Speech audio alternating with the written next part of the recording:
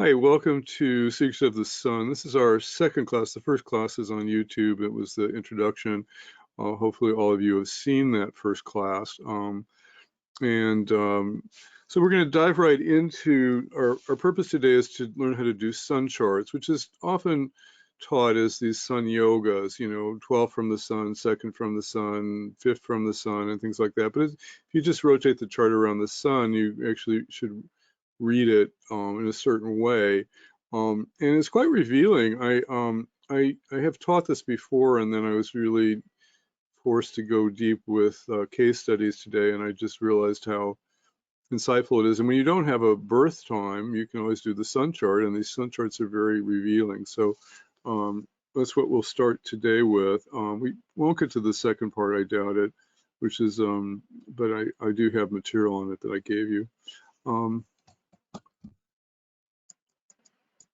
Most of you have my contact information. It's in the PowerPoints. I don't need to repeat it. To get a hold of me by email. It's really more like Barry 2 at Applied Vedic Astrology here. I'm easily reachable, and I check my email every 15 minutes. I don't see my texts on Facebook as much, but I do see them eventually.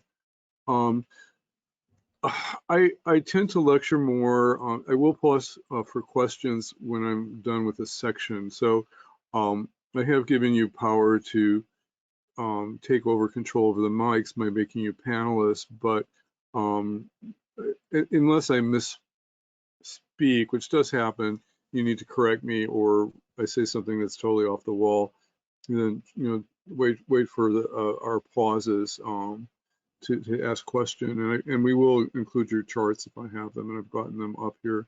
If you haven't sent me your chart data, then you can. For now, I'm keeping the class at Saturday. I'll ask you. I don't know if there's some people that do need Sunday. I had a couple late registrations today. Saturday is a better day for me. Sunday would be a natural day to have a Secrets of the Sun class, but it kind of messes with my financial work, so I'll have to. There's a way for me to make it work if I had a lot of people that have to do it on Sunday, but I'm not sure we're there. Okay, I usually start with some Vedic chanting, and that kind of traditionally this is done with your shoes off in a respectful manner. The whole tradition of Vedic astrology comes out of the priest tradition, and it was there to kind of give remedies to help people in trouble. And so the essence of, the most important thing sometimes are these Vedic mantras. So it's good to learn them too. Om Ganeshaya Namaha, Om Ganeshaya Namaha, Om Ganeshaya Namaha, Om Ganapatiye Namaha, Om Ganapatiye Namaha, Om Ganapatiye Namaha, Vakritunda Mahakaya, Suryakoti Samarprapa, Nirigam Kurame Deva, Sarvakareshi Sarvada, Jnanamulam Guru Murti, Pujamulam Guru Padam, Mantramulam Guru Vakyam, Mokshamulam Guru Kripa.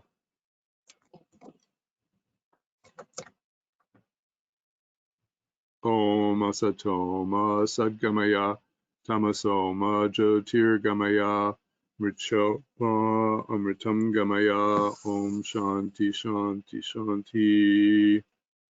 Sahana Bhavatu Sahano Bhunaktu Sahaviryam Karvavahai Tejasvina Vatitamastu Ma Vivishai Om Shanti Shanti Shanti. Om Aditaye Somaye Mangalai Buddhaye Cha Guru Shukrashini Bischa Rahave Ketave Namaha. Honoring the great ones, Lord Krishna, Goddess Saraswati, Goddess of Wisdom, Vedavyasa, writer and cognizer of the Vedas, my spiritual tradition, and all my great Yogsas teachers, just to name a few here that have had the most influence on me. Announcements.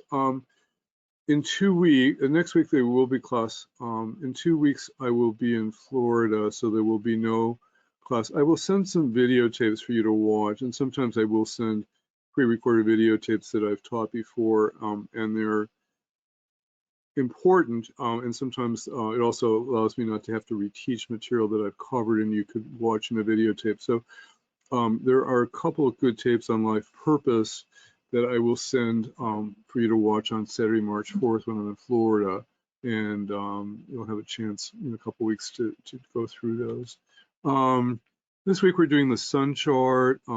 Next week we'll move into the sun and careers and so forth, and we'll keep moving on. So welcoming Affy from San Diego, and Elizabeth said she was coming late. Catherine's here in Canada. Christina Jokala is in Singapore, and they're about 12 or 14 hours ahead of us, so I think she'll be listening to recordings, but welcome, Christina. Joyce joining us from Tel Aviv. Maria just signed up. She's in Sweden, and I don't see her online. And Renee from California, I don't have a picture yet, but welcome, Renee. Okay. By the way, I am going to continue my weekly meditations for astrologers, and that include healings. They're usually 15 minutes after class every Saturday on Zoom. I have sent some of you the links, and I will include them. Most of you probably have my book in case you need reference material. Okay.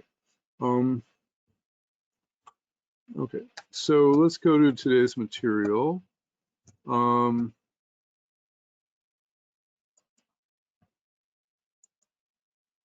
Okay, so I actually have even a third edition. I sent the second edition of the slideshow. Usually I get material done on Friday and I send it to you to read through, and then I revise it on Saturday morning, and then I send the revised version about a half hour before class, and then sometimes there's even a later revision.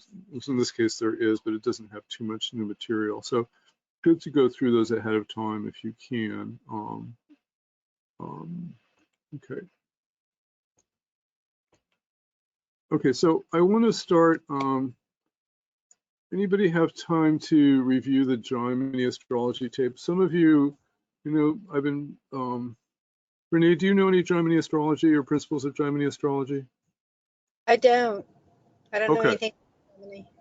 Okay, so these have been kind of life-changing for me. I've gotten involved in Gemini astrology in about 8 years ago, and there's a couple principles I'll quickly go over. I sent a videotape that you can review. It's a 2-hour tape that goes over the principles of Gemini, but I'm going to just quickly review the principles for the other people in the class. Most of you know these, and some of you on tape may not know them. So a couple things. Sometimes when we learn Vedic astrology, we have to learn it on a more deeper level, what's happened for me is that by learning some of these Gemini principles, a lot of lights have gone on, seeing a lot of things that I haven't seen before. And Gemini astrology, Maharishi Gemini was either a devotee of Maharishi Parashara, or he was a contemporary. In any case, he wrote his own Gemini sutras, and a very famous enlightened sage. Sometimes Parashara did talk about these principles, but sometimes he would just mention them briefly. Like in those days, if you had a 2-hour lecture from Maharishi Parashara, you had to take notes, and you didn't get to videotape record it, obviously. And what they do, they would kind of like create these sutras, and they would try to put the whole 2-hour lesson into one sutra, and then people would memorize the sutras. And so there are Gemini sutras. Now, Parashara talked a lot about the things that are in Gemini, but he didn't expound on them, and Gemini does expound on them in his writing. So they're actually it's not a different branch of Vedic astrology. They're one and the same, but sometimes Gemini astrology is not taught as much, and I find it very life-opening. So here's a couple review principles, and I use them all the time. First of all, Aquarius is co-owned by Rahu and Saturn, and more often it's Rahu is the co-owner. It's just something to remember. So whenever you're looking at Aquarius and where the chart lord is, you have to remember that it may primarily be Rahu, and there's some rules for figuring that out in my videotape. Scorpio is co-owned by Ketu and Mars, and it's often primarily by Ketu. And the rule is if if Saturn was in Aquarius and if Mars was in Scorpio, then the other planet would definitely have to be the ruler. But there are other ways. More often, I find that the nodes are the rulers of Aquarius and Scorpio. Now Virgo, which no one ever talks about, is co-owned by Rahu and Mercury, and primarily it's often owned by Rahu. And this is like earth-shattering for people because and Virgo is considered almost exalted and having great dignity there. So that's another one. So these co-owners are important when you're looking at Vedic astrology. The other thing that isn't taught very much is that Rahu has a 30-degree aspect to the sign in front next to it. So Rahu in Aries now is currently aspecting Taurus. And in a sense, so Rahu aspects usually Rahu influences are really 5 years because Rahu is in 3 years rather. Rahu is in Taurus for a year and a half.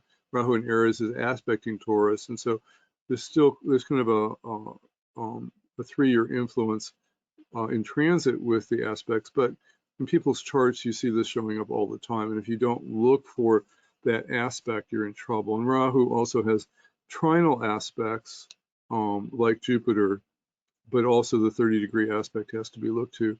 Ketu does not aspect, according to my teacher Sanjay Roth, because it's headless and aspects are about desire, and Ketu only desires moksha. So I don't use Ketu aspects. Some teachers do teach that. Ketu can be influential if it's in the same pada in the Navamsha chart. So it can have a strong influence sometimes on another planet. And that would show up in the Varga chart sometimes. Gemini aspects, we'll talk about review. Those are more important than Parashari aspects because we have them their whole life. And Parashara aspects, the ones that we learn in Vedic astrology at the beginning, Jupiter trines signs from as Saturn squares, and it has the 8th house aspect. I mean, Mars has squares, Saturn has the sextile aspect of 60 degrees and the 10th house aspect. So those are the things that we learn, and those show up more in transit. They are in the natal chart, but when they happen in transit, they kick in the energy. So that's whereas the Gemini aspects are kind of, I call them anchor aspects because they're there your whole life and people don't see them and they miss them, and they're just essential for seeing everything in Vedic astrology. So I'm going to review these for those of you who don't know them, and they're reviewed in the tape. So this is one chart. So the fixed signs aspect the movable signs, and the movable signs aspects the fixed signs, but not the one next to it. So Aries aspects Leo, Scorpio, and Aquarius. Any planet in these signs, they all aspect each other, but Aries doesn't aspect Taurus, even though it's a movable sign aspecting a fixed sign. It doesn't aspect the one next to it. And then Scorpio, movable sign aspects Capricorn, Aries, and Cancer, a fixed sign, but not the one next to it, which is a movable sign, Libra. So the South Indian chart really helps you see these quickly. Now, the other one that's easy to remember is the dual signs, which are the corner signs in the South Indian chart, Pisces, Gemini, Virgo, and Sag. They all aspect each other. So you have to remember, that's why they're kind of very important. And those are easy to aspect each other. You can see how they also aspect across also. Now, what's also, this is a chart of all the aspects that Ryan Kerchak put together. It's not as complicated as it looks, but the thing to remember is that they're kind of these, I call them lateral aspects. So Aquarius and Cancer aspect each other, Leo and Capricorn aspect each other, and then Aries and Scorpio aspect each other, and Taurus and Libra aspect each other. So those are kind of easy to remember when you see the South Indian chart. And then the other thing is that, you know, you have the corner, I call them corner aspects because that's how I remember them. Aquarius and Aries aspect each other, Taurus and Cancer aspect each other, Leo and Libra aspect each other, and Scorpio and Capricorn aspect each other. Now, eventually, if you play with this, you just kind of remember and see it quickly. And if you haven't kind of memorized these, you know, spend some time with these charts because they're everything. I mean, we just see so many hidden things in the chart if we use these aspects because they're fixed for life. Okay. Any quick questions on that? Aspects in general kind of represent desire natures, but, you know, again, sometimes we see malefic aspects in Jaimi astrology, and they, you know, we don't see them if we just look at Parashari aspects, and we don't see the afflictions. And it seems like there's an awful lot of potential aspects, but after a while, you see them all.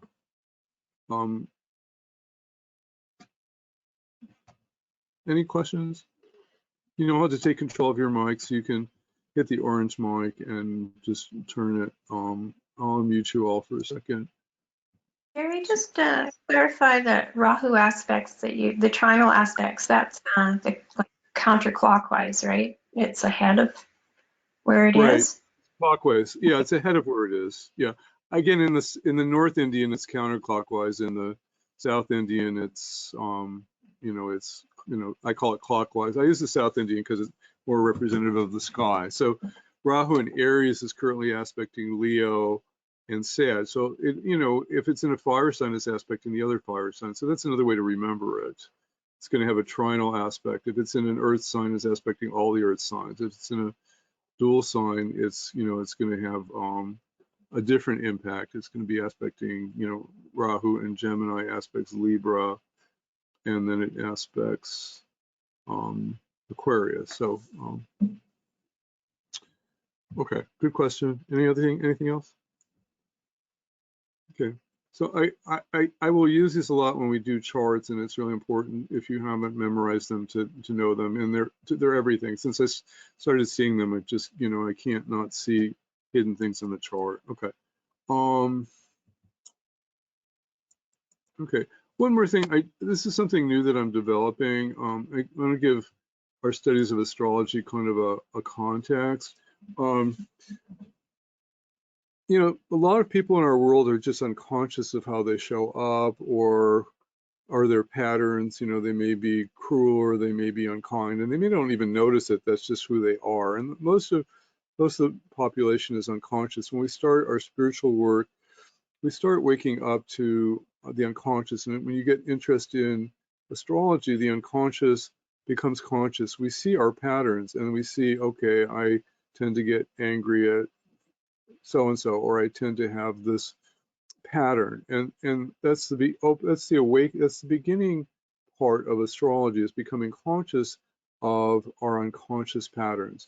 And then from there, we have to move to transformational work. If we are conscious that we're unkind to people, or that we're bitter, or that we have resentment, and if we don't do any healing work to change it, then what's the point of astrology?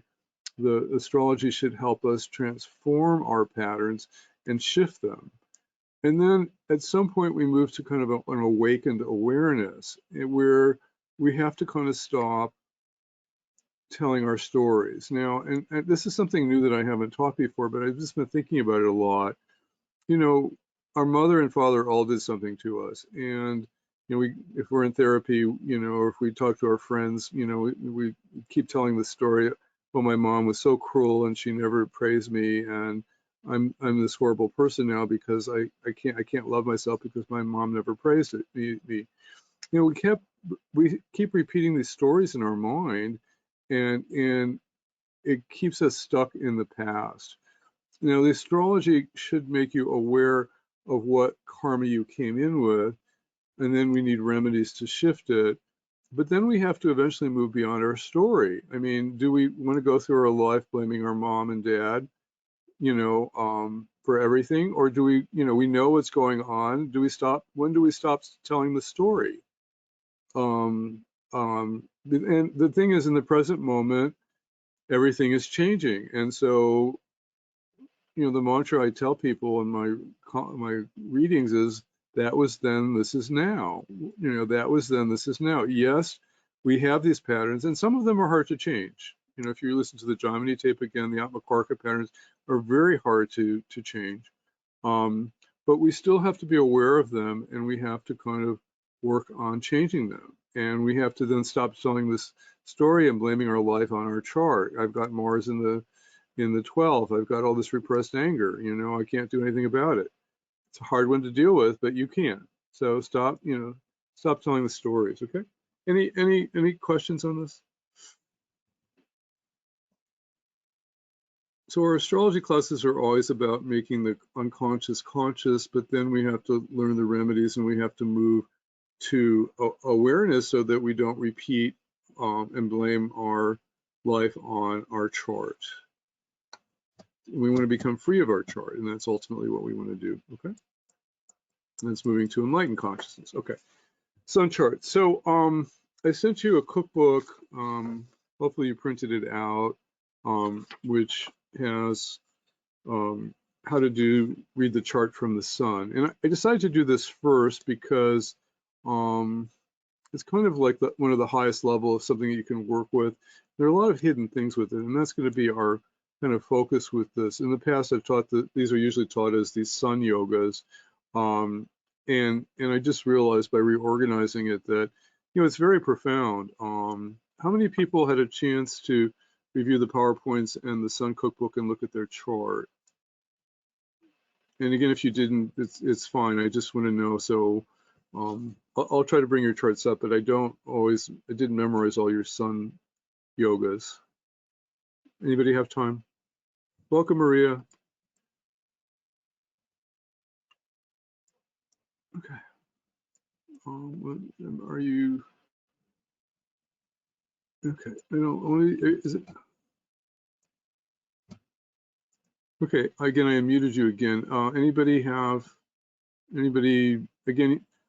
I always tell this joke. I say, you know, I'm not your teacher. I promise not to send you home with a note because you didn't do your homework. Of course, I'm never going to do that. But it's just useful for me to know if anybody had time to look at those sun yogas ahead of time. And I get it. It's been an intense week with Sun and Saturn conjunct.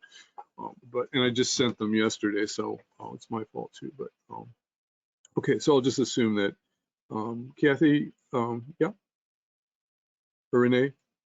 I was just going to say, no, I did not have time yet to look at them. Right, you just got them about 45 minutes ago. Yeah. You're excused. I'm just teasing. Okay, great. Okay, so in the cookbook, I kind of outlined when you look at the sun chart, sometimes it's good to organize it this way.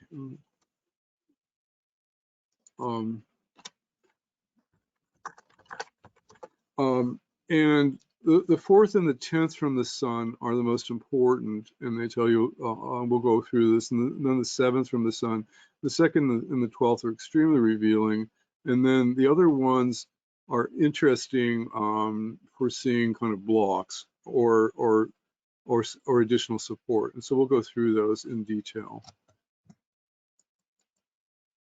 Now, one of the things that I have to remind you of is, you know, see if I can resend this article. You know, we get very caught up in the Rashi chart or the natal chart, and we have to remember there are so many charts. And Vedic astrology is more like a multi-dimensional chessboard, you know, that's 3D rather than a line, you know, on the sand when you were born, which is what we get in the Rashi chart. You know, the Rashi chart is very important, but you know, if you studied with me, we also have the Ruta chart, which is, and I'll send you some tapes on this for those who don't know it, is how we appear to the world and how we manifest things in the world. And that's actually when people come to you for help, they actually want to know when their job is going to manifest, and when their relationship is going to manifest, and when money is going to manifest. And some of those may be more clear in the Ruta chart than any place else. So, and then we also have the sun chart, and the sun chart is very important also, and we'll see that there are a lot of hidden things that may block things that seem clear in the Rashi chart.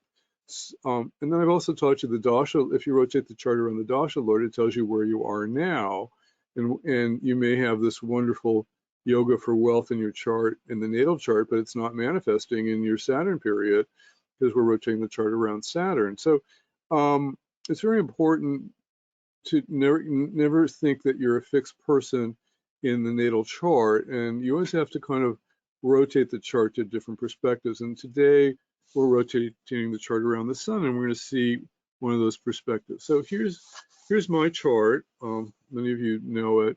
Scorpio rising, moon in the first house, Mars in the sixth. Mars is actually my chart lord rather than K2.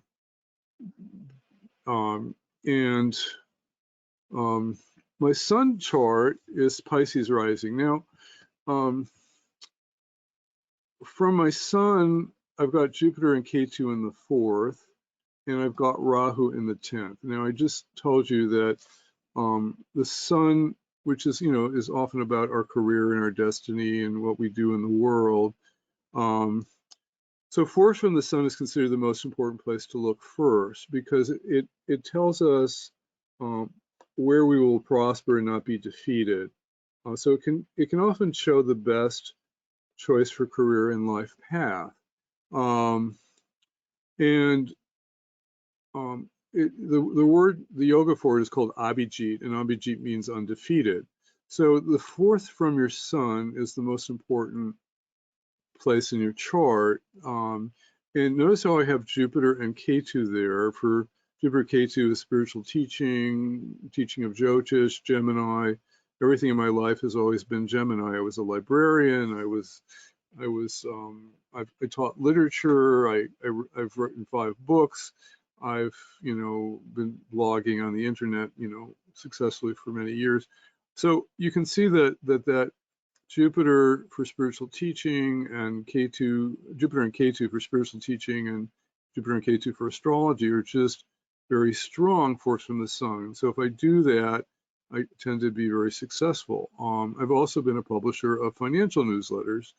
And we have 10th from the sun is kind of what we're supposed to do for the karma we're supposed to do for society. Now, to me, it's interesting because I've got my Rahu is considered weak in this chart in the sign of Sagittarius, but it does get aspected by Jupiter, and it's exalted in Navamsha and Gemini Navamsha. So my Rahu is not as weak as one might initially think here. And what I was supposed to do for society was this whole investment business that I've done, and I've done it for 35 years, where I'm a financial astrologer. And so Rahu in the 10th, aspected by Jupiter and Sagittarius, is kind of a investment-oriented speculative sign, is kind of showing what I was supposed to do for society. So that's a quick overview of 4th and 10th from the sun. So the 4th from the sun, and we'll look at your charts also. 4th from the sun is called Abhijit, the undefeated place. And it's a place that sustains, and it's connected to Vishnu. Vishnu is the sustainer. You can say that's, Vishnu supports our infrastructure. It supports our health, supports our finances. It's the business karaka. Business supports and our income supports our lifestyle. So that's all kind of Vishnu. So planets placed here show the ideal path and profession, and it creates an ideal job or career path for you. Again, I have a whole 16-week class on finding your life purpose. This is not the only thing to look at, but it's fairly easy, and it actually works pretty well in my chart. The 4th, I've got Jupiter there. I've got a stationary Jupiter, so that's an easy one. But you could have a lot of malefics there, and then maybe the 4th from the sun is blocked, or we'll have to look at that. There's always 1,000 shades of gray in Vedic astrology. So planets from the 4th from the sun shine here. They're undefeated. They're blessed by the sun god. They show the best choice of path and career and life path. planets fourth from the sun will always do spiritual work. Okay, so I have two spiritual planets there anyway, Jupiter and Ketu, and then on top of it, I need to do spiritual work using those planets because they're fourth from the sun. So I mean, I've got, that one's very obvious in my chart. We'll look at yours in a minute. I have some other examples we'll look at. Let's look at your charts real quickly. And I may not be able to do all your charts on every example, but I will try to rotate. And I tried to pull them up earlier, and if I didn't get your birth data, I will, Renee will try to put that in quickly when we, somewhere along the line today. So I'm just to start with Joy. Joy's sun is in Sagittarius. Fourth from the sun is Pisces. There's no planet in Pisces. And Jupiter is 6 houses away. So I wouldn't say it's in a, the Lord is 6 houses away. I wouldn't say it's great. From the ascendant, Jupiter, Pisces is in the 9th position, which is a good position to have for her, fourth from the sun. And from the Aruda Lagna, which we say your Aruda Lagna is Aries. Why would that be? Is Aries? It's 12th. So there's a little block there. So having said that, Joy, is there anything that clicked when I showed you that? Well, the only thing I can think of is that that Pisces is ruled by Jupiter, and Jupiter's in the 2nd house. The 2nd house has to do with money. My life has been, everything that I've done up till now pretty much has been to make money. It's quite a central function for me. So that would make sense. I guess the 10th house. Again, there's nothing there, but it's ruled by Mercury, so that would be organizing it and keeping it. Yeah, it doesn't. Yeah, business. It's the business sign anyway. I would say, yeah. So that's the only thing that would resonate because I've got no planets there. Thanks. Right now, I would say that your 4th house is somewhat blocked because when we look at it from the Aruda Lagna, it's in the 12th, and when we look at it from the Lord of Jupiter is also 6 houses away. So yes, it has been good for money. Lord of the 4th and the 12th has been good for property and things like that. But the nature of Pisces, which is often spiritual teaching and quest for moksha, and it can be spiritual counseling, it can be not very good with that. Not very good with that. You know me. Right, exactly. So what I wanted to show you as an example, because I do know you, is that you may be meant to be a counselor, as is in the Jupiter situation, but there you can see the blocks now, and then we have to decide how to remove the blocks. But I just wanted to show you it's not necessarily a pure situation, because we always have to look at it from 3 perspectives. Okay, is that clear? Yes, very clear. Thank you very much, Barry. Thank you. I'm going to look at Affy's next. I won't get to everybody, but we'll get to everybody in all the examples. I've got Maria's chart, so I'll look that up too, and we'll get Renee's chart so that we can include you in today's class. And I'll do people who aren't here too, but it's nice for me to dialogue people. Affy, where did you go? I just pulled you up. Do you want to get on the line, Affy? Yeah, I'm here. Okay, so what came to mind? You've got Moon in the 4th house from the Sun. It's also 4th house from the Ascendant.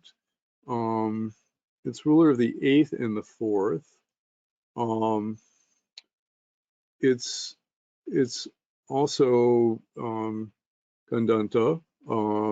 and the Atmakarika. So again, we have a number of blocks there from fourth from the sun.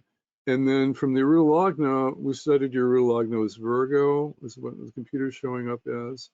Yeah, Virgo. The moon is 7th. Actually, it's not a bad position from the Arulagna.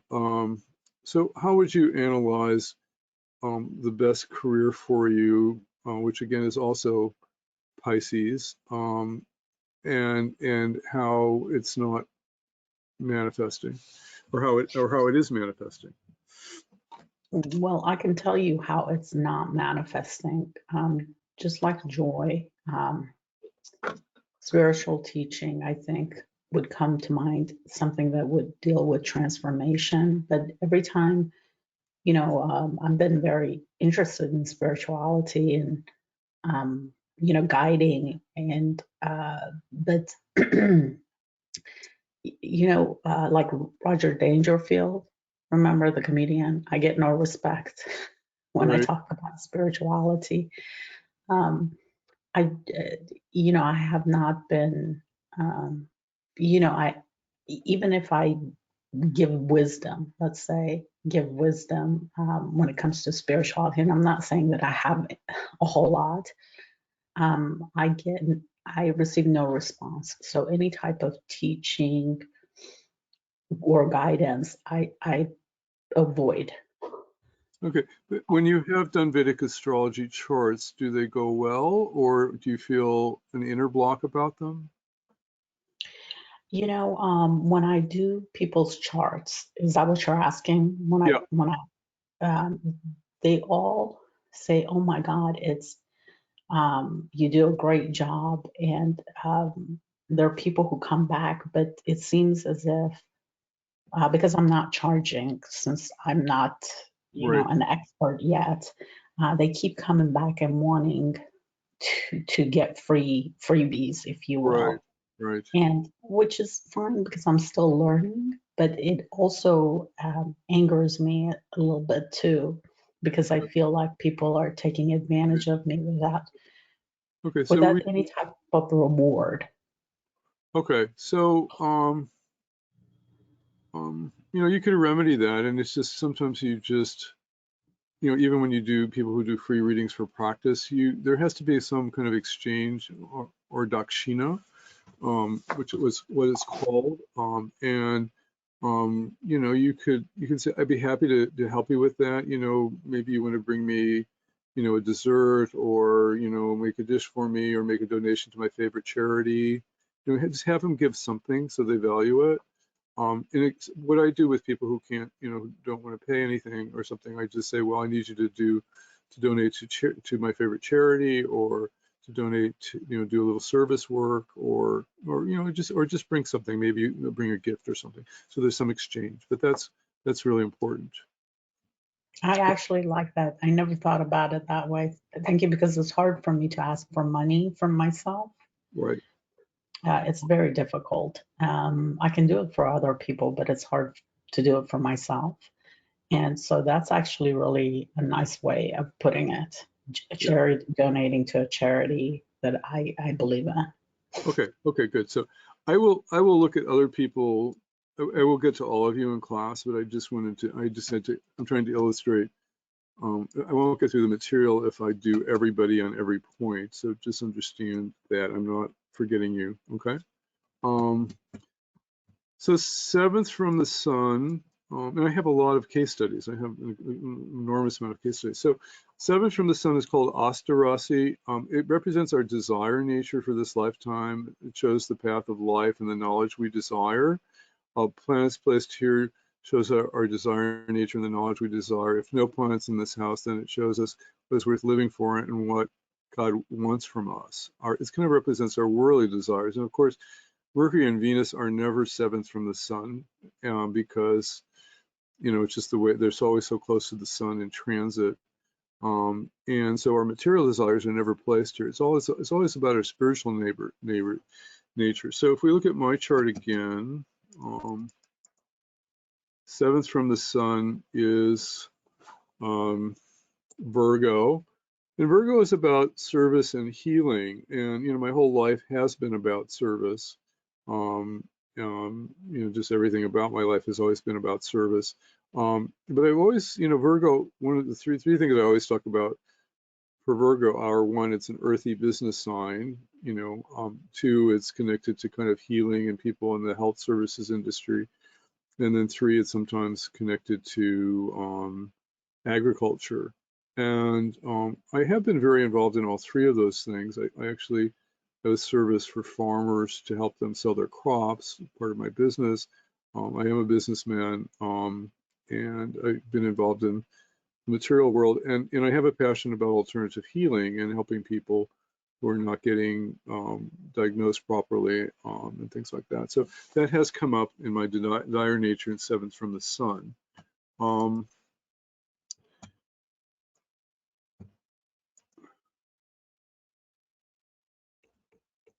Now, yeah, got it. Look at Abraham Lincoln's chart. I don't think this is the best example. You know, this is not, this slide's out of place, so it will come up again later. Gandhi. So let's look at Gandhi's chart. Everybody knows who Gandhi is, I hope. Gandhi, of course, was the spiritual and political leader who did nonviolent protests leading up to the emancipation of India from Britain.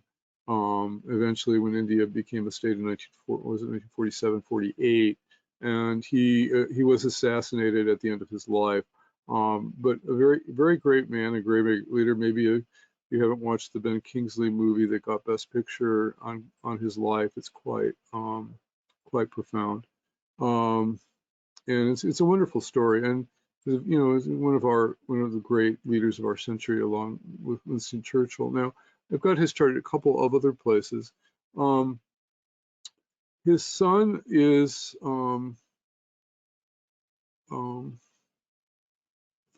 his seventh from his son is Jupiter, and is Pisces again.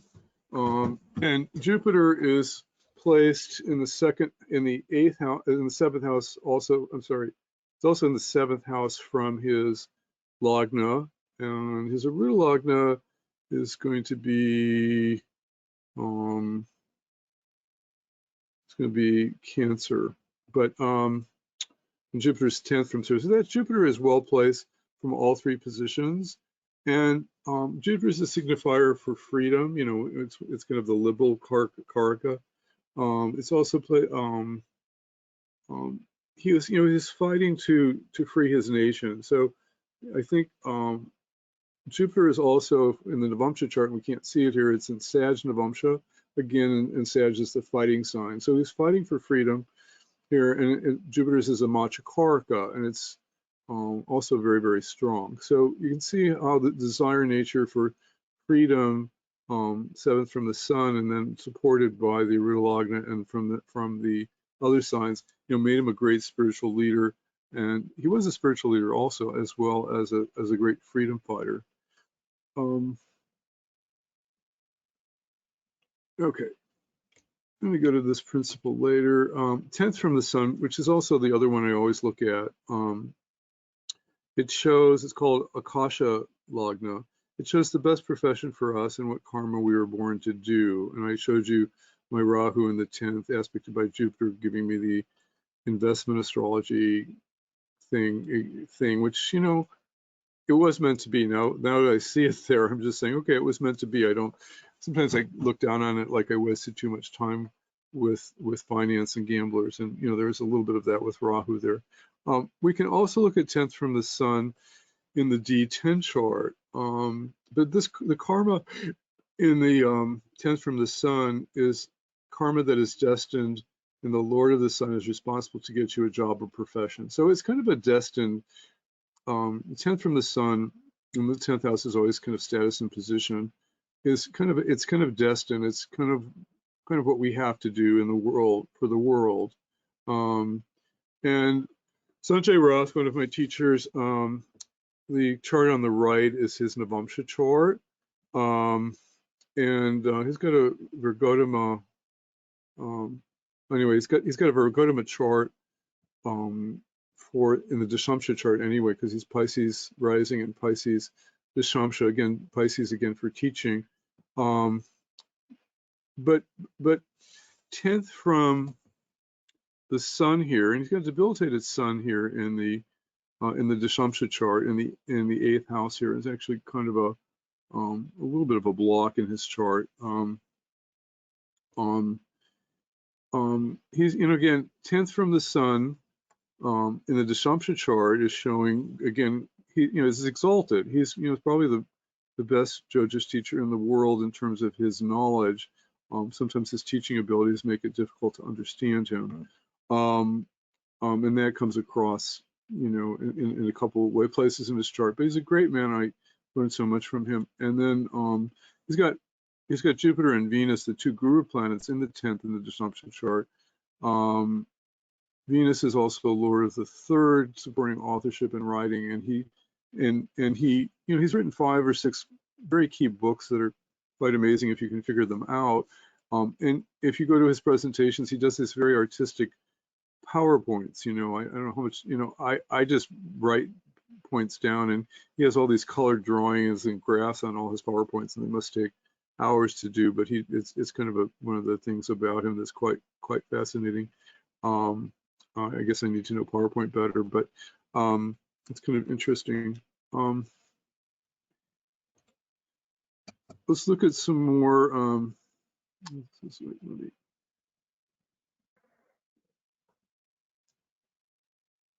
Again, some of these slides got out of place, and I don't know how that happened. Just jump forward. Okay, let's look at some of your 10th from the sun charts. I will move to other people in the class that I haven't done yet. And I'll get to you, Renee. I have to put in your chart data if you want to share your chart.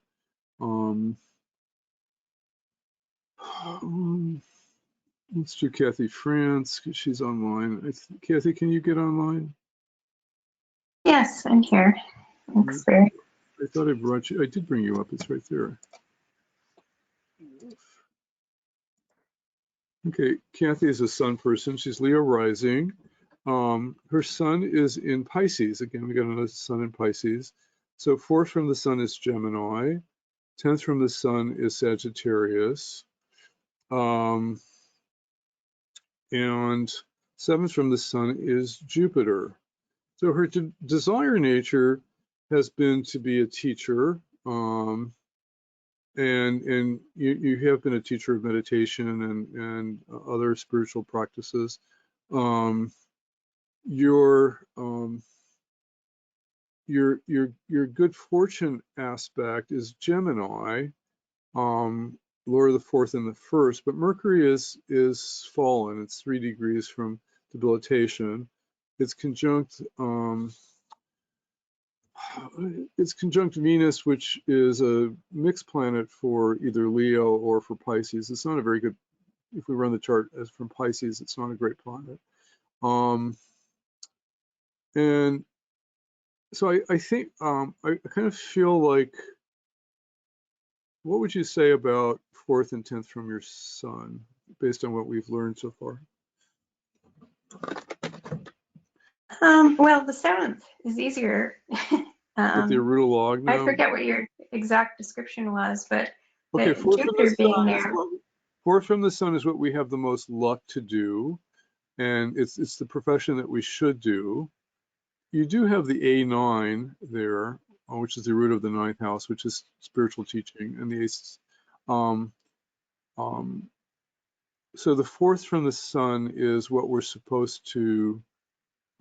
Is kind of what we have the greatest luck to do, where we'll be undefeated if we pursue Gemini professions, which I don't think has happened for you because Mercury is weak.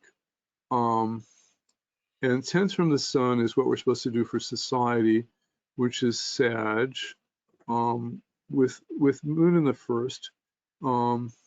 And I suspect, you know, being a mother, just even having Moon in the first for nurturing and being a mother, you know, is an important profession in raising your daughter. Was certainly something you were meant to do for the world, but somehow doing nurturing and healing in your life is something that you're meant to do. And you ended up in forestry, which actually comes through Leo. It's not totally out of the box here, but forestry is connected to Leo. But somehow your Gemini good luck has not manifested. And I'm not even sure how Gemini should manifest for you, but you have to think about that. Okay. Yeah. I think I sort of became uncomfortable in a teaching role, and I'm more comfortable in sort of informally sort of trying to maybe support people with inspiration and maybe some of the sort of spiritual stuff I've learned, but actually to kind of put myself in a formal position as a teacher never really felt comfortable. So that seventh one with Jupiter, that, you know, that is been my main Desire. yeah. So can you see how it's a little bit blocked in your chart too? Because Jupiter's retrograde, so it's blocking it. And then it's in the Arudas, it's conjunct the A6 and the A11. So the A6 is kind of a block also, isn't it? It's like the 6th house Aruda, and the A11th is like the 6th house. So it's 6 from the 6. So I think those are kind of healing energies also. But I think how that's how your desire nature is a little bit blocked. I understand how your Abhijit nature is blocked, but again, I think we talked about maybe even just unblocking it by taking writing classes, you know, even if it's creative writing classes, because you got Mercury and Venus conjunct, and that Venus does cancel out the Mercury debilitation. Anyway.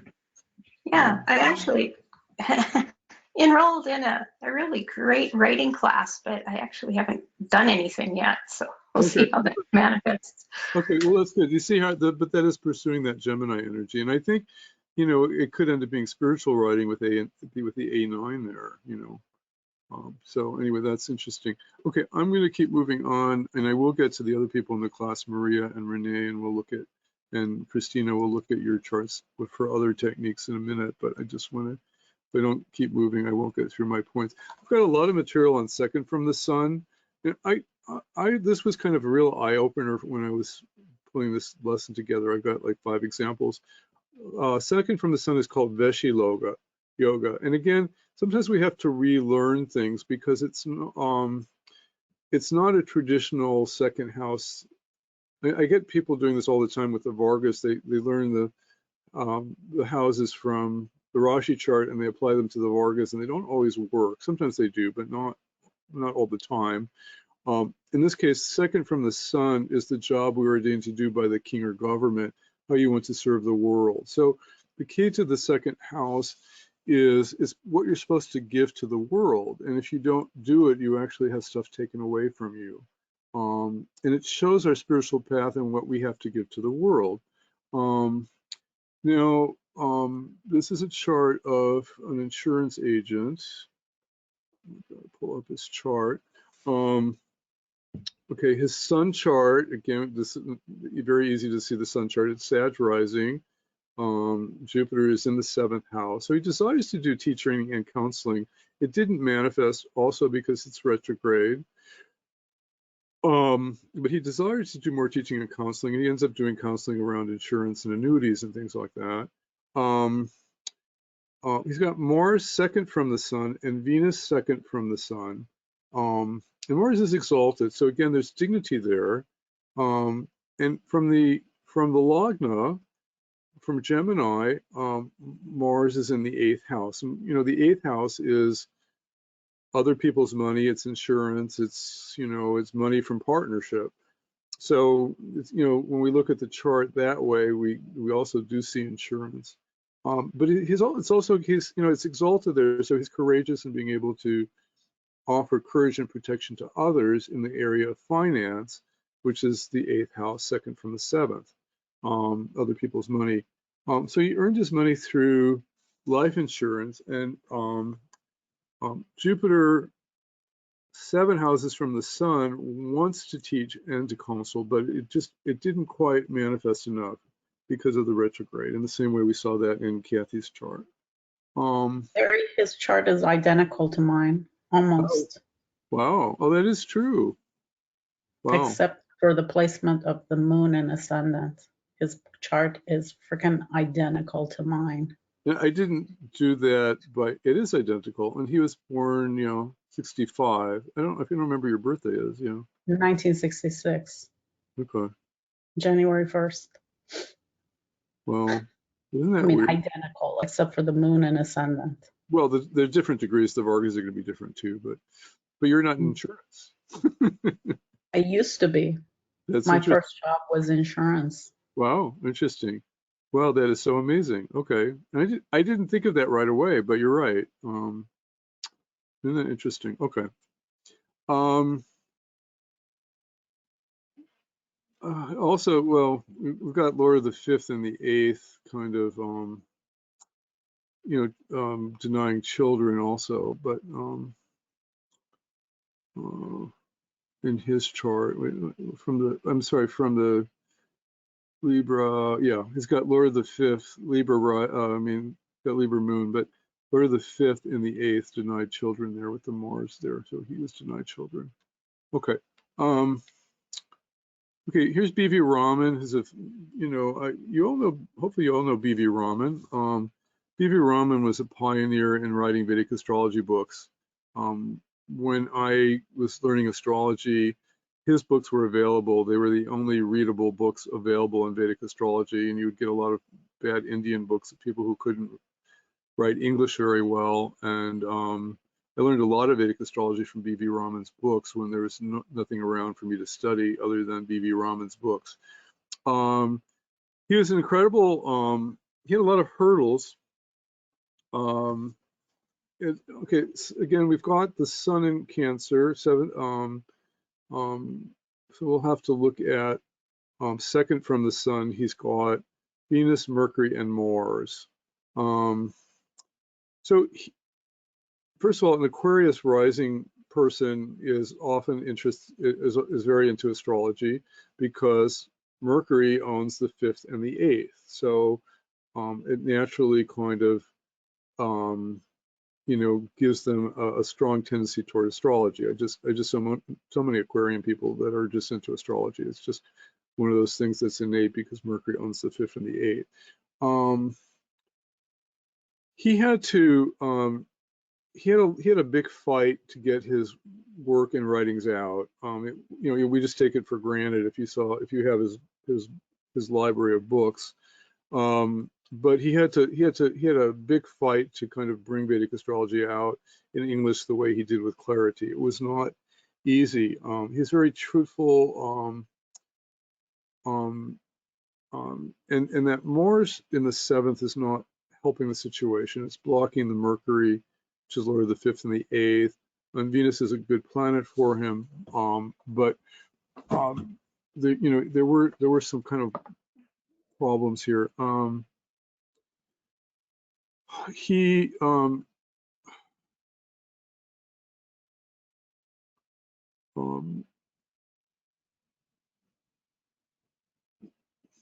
It was kind of, I don't know if I wanted to show you second from the sun, but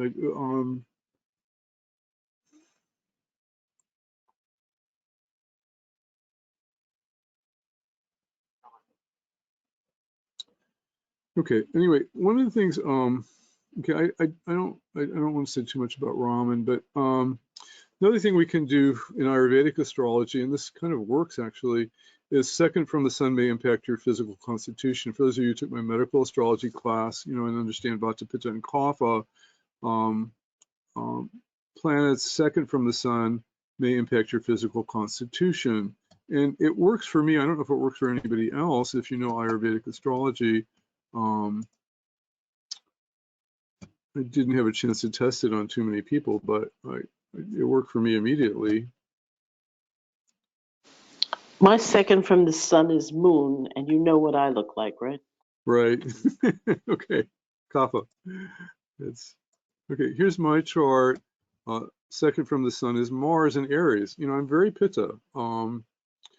And you wouldn't normally even see that with Moon in the first in Scorpio, but the Pitta comes out very strong in the second from the sun. So that's, and Joy just said it worked for her. So it's, you know, we're not doing medical astrology, but I thought that was kind of a fun fact. Here's another second from the sun. I believe this was, we just did this one. This was the insurance agent. So here's some more material on second from the sun. So if you had benefic second from the sun, you'll have a big body and a lot of capital and wealth. You may be idle and lazy. You may be required to create an educational center for the world. So again, remember the second from the sun is what you're supposed to give to the world. People often ask me, what's my purpose? Well, you're here to give knowledge and wisdom and education to the world if you have Jupiter second from the sun. You know, if you have Venus second from the sun, you're here to share love and fortune and bring luck to others. You know, Abraham Lincoln has that, although it was a problem. In this case, we have Venus debilitated and second from the sun. What happens here? So this is where we have to examine dignity and placement. And this is a very debilitated Venus. It's at 28 degrees. It's at the exact degree of debilitation. It's the chart lord, and it's the Atmaparika. So this man's life lesson is about love and relationship and marriage and moving beyond sexual relationship and in his desire nature and moving to pure love. But with the debilitation, he was unable to do that. I have another colleague who has the exact same placement, Venus, Libra rising Venus at the exact same place, and it's just not very good with people and not very good with basic people skills. I mean, and it's the Atmaparika with the highest number of degrees. But second from the sun, he's supposed to learn how to give love, and be successful in marriage, and to be loving and compassionate. But Venus is also 12th from the Lagna, where again, anything 12th from the Lagna gets stuck, and is unconscious of who they are and what they're supposed to do. They had a very unsuccessful married life with relationships, and very unsuccessful emotional life with the sun. You know, what he was supposed to give. So what's the remedy for this? He needed to probably, you know, do something with art and create art and give art to people or create beauty for people, but he couldn't because Venus is debilitated and it's just too hard. He needed to you know, learn major lessons about relationship and marriage and treating women kindly and compassionately rather than sexually. And he didn't learn those lessons. So here's the case where second from the sun punishes you. So what I said in the opening slide was that planets in second from the sun are what you're supposed to give to the world. And if you don't give those things, they get taken away from you. And in this case, he was denied marriage and beauty. Now, Wait, Abraham Lincoln was married. yeah, Abraham Lincoln is a different case. Now, Abraham Lincoln has an exalted Venus. See the difference? And it's on Jupiter. So Abraham Lincoln, but Abraham Lincoln gave a lot. Abraham Lincoln was a giver. He was trying to, he really wanted to, Venus was trying to harmonize the United States at that time, and even though he had to go to war to do it eventually, but his goal was eventually to kind of create harmony and free the slaves, and he was able to, you know, that strong Venus-Jupiter conjunction was able to kind of, you know, accomplish it. I mean, very amazing. We'll look at his chart more, but there's a difference between, that's why you have to look at the dignity of the planet second from the sun. In this case, he was successful in, his wife was a mess, don't forget. That Jupiter is afflicting, he actually lost 3 children. Jupiter's Sandhi there, Jupiter's the Karka for children. His wife was kind of mentally ill and unstable. So it wasn't like it was a pure, you know, we have to look for that other places in the chart, but he was successful in giving to the world. And I think he was very kind in giving to his wife, unlike Gandhi. Okay. Saturn second from the sun. Now this is a chart of Amici, and most of you know her as the hugging saint, and she's a very popular spiritual leader today. I've never looked at her chart. Libra rising, exalted Saturn in the first, and Moon in the eighth here. Again, the sun is Virgo with Mercury, Makaraka. What would we say about her chart if you didn't know who she was?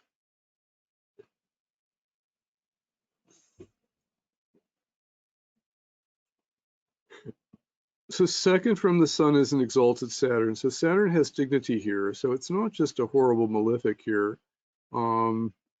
Saturn, you know, Saturn in the first exalted is going to make one kind of humble and in service, you know. What is her whole life about? Taking care of her orphanage, going around the country, staying up all night hugging people. She's a giver.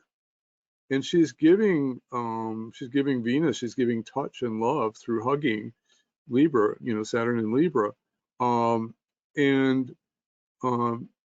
She, you know, she's fulfilling that dharma in that sense, because Saturn's exalted and has dignity second from the sun.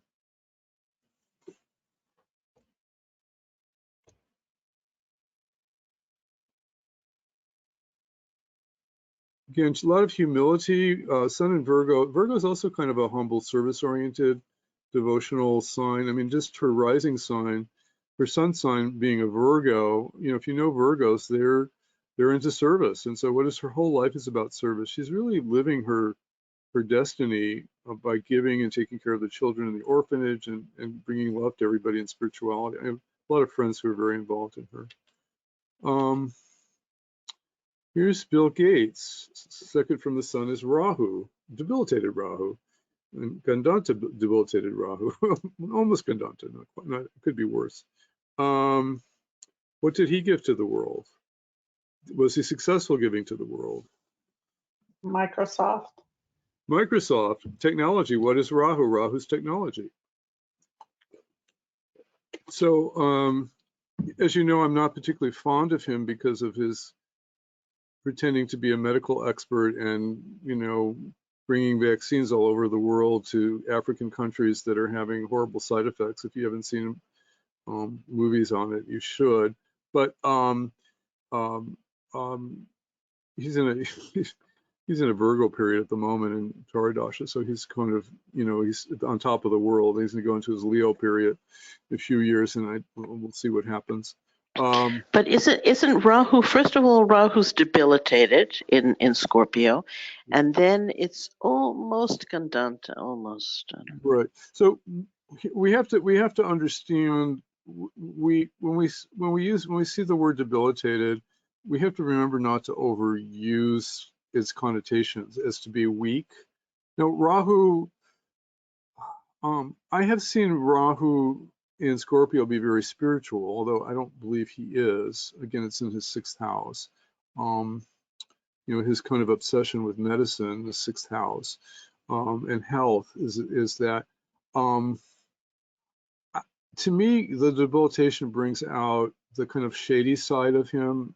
I mean, Microsoft was always, you know, kind of keeping your secret data, and they're still doing that when you know, when you have their programs, they're kind of, you know, really kind of mining what you do and things like that. So to me, that's like a debilitated Rahu. It's kind of shady, and also this whole you know, trying to be a medical expert when he has no training in it is just, you know, totally kind of Rahu and Scorpio in the sixth. And he's giving that to the world, but I think he's doing it in a very nefarious way. There's that movie called, is it The Secret Gardener or something? There's that movie that came out. I know the book. Does anybody remember it? It came out in the early 2000s. It was by John le Carré. I know it has the word gardener in the title, and it was about how they were pushing vaccines in Africa, and the women and the people who were getting vaccinated were having all these side effects. And he did the same thing in India, and all these people died, and India kind of outlawed him and put out all kinds of lawsuits against him to prevent him from coming into India. So because of what he did and how many people died from the vaccines that he pushed in India. So that's the nefarious side of Rahu in the 6th in there. And so he's giving something kind of debilitated in a sense. It's bogus, it's not having a good effect. And Barry, I also noticed you said, Virgo is ruled by Rahu, right? Yeah. So there's a Mars exchange, parivartana, between the 4th and the 6th. Rahu and Mars. Yeah, that's probably not. That probably eventually didn't help his domestic life. He did get divorced in his Virgo period, so it's kind of interesting. Yeah, good pickup, Kathy. Thank you. Okay, so second house summary shows what we have to give to the world. If you do not give it, then it may cause problems. If they do not realize what they have to give, they may be heavily denied the gifts of the planet. In my chart, I gave financial astrology. I was actually very generous in giving all the discoveries I made up and teaching classes. In a sense, I think I got rid of the negative side of my karma by being generous in giving what I had learned. Although there's certainly been challenges with it. Let me do a few people in the class. Let me do Maria. Let's see if I can find your chart. And I will come to the other people. Maria, can you get on the mic?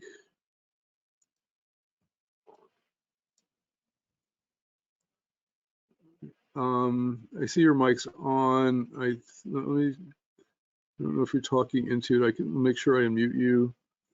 You're not blocked.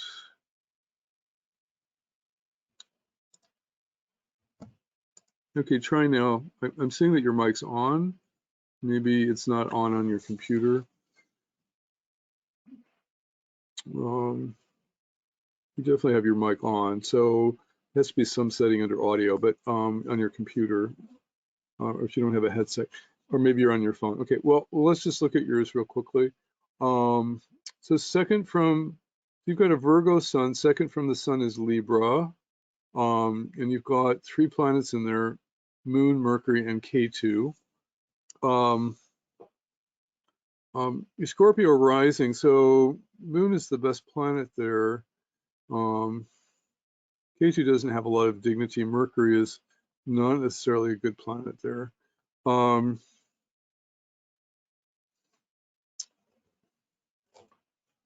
Again, Moon is your 9th lord, so it is about giving spirituality, which you do when you teach.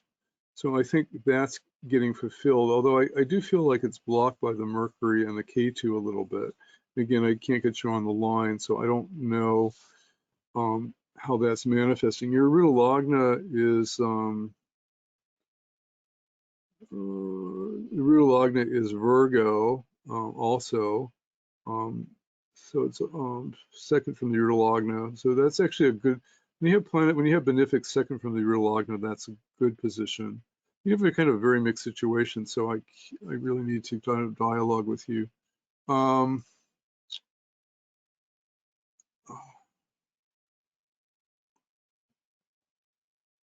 Fourth from the sun is Sag. Again, that's going to be spiritual teaching for what what you have a gift for doing. 10th from the Ruta Lagna is, 10th from the sun, what you're supposed to do for the world is Gemini, and Mercury is 5 signs away in Libra with the Moon and Ketu. It's complicated because of the cluster. I'd have to think about it. Maybe send me an email see if you have any insights. Okay, and I'll get to Renee. Renee, let me just put in your chart data now so that I'm ready to go. Renee, can you get on? Yes, I'm here. Okay, so do you want to share your chart data in the class, or do you need to be private? I'm good with it. Okay, Renee. And your last name is Bond? Yes, Or, Bond, B-O-N-D. okay, Renee, thank you. And your birth data? March 18, 1962, Okay. At what time? 10:40 a.m., 10:40 a.m. 10:43, Okay. And where were you born? Carthage, Texas. Carthage, like that? No. AGE at the end. Carthage, Texas. Okay. Okay. Does that look right? Yes. Okay. Okay. I haven't seen this. Sort of like to meet you. Okay. So Taurus rising. Oh, nice. I do well in an exalted Venus. In the 11th. Okay. So, do you want to share anything that you've learned so far? Have you been able to follow what we've been doing a little bit, or you want me to analyze it? I'll just let you analyze it and then I can give some feedback after you do if you'd like. Okay. So again, you've got Sun in Pisces. Fourth from the Sun would be that what you're most gifted in doing would be connected to Gemini. Gemini is Mercury is 9 houses away, so there's some spiritual teaching or dealing with exports or foreign things there possibly, what you have a gift for. And then 10th from the Sun, which is Sagittarius, is going to be, again, sometimes Sagittarius is law and justice, or sometimes it's philanthropy, sometimes it's, teaching in law, that which we need to do for society. Fourth from the Aruda Lagna is, which you probably don't know, would be Capricorn, which is correct, and you have Saturn and Ketu there. So that's a difficult position for the Aruda Lagna, and but it's 11th from the Pisces. Let's see, 4th. Okay, so there's a 6-8 relationship between the Aruda Lagna and the 4th from the Sun. So that's creating some block. And the ascendant,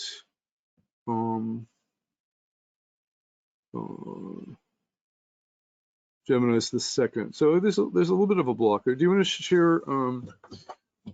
Anyway, second from the Sun is Aries, so that's what you need to give to the world.